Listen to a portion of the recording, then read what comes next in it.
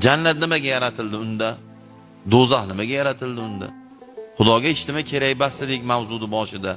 Xudo ijtimoga muhtoj emas dedik. Xudoga jannat kerak emas, Xudoga do'zax kerak emas. Nimaga yaratdi bo'lmasam?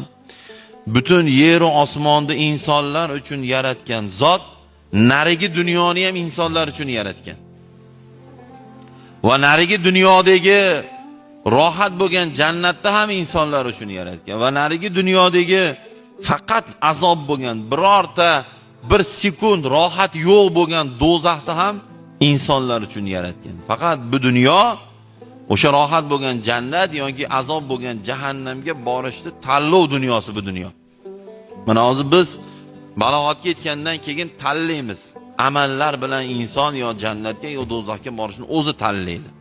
Xudo Qur'onda men hech kimga zulm qilmayman deydi.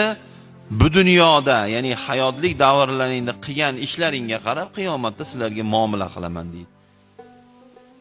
Bizni gapimizga kirgan farzandimiz, jiyanimiz, shogirdimizni yaxshi ko'ramizmi? Xuddi shuni kopiyasi. Xudoning gapiga kirganda Xudo yaxshi ko'radi. Xudoning gapiga kirganda Xudo jannatiga kirgizadi.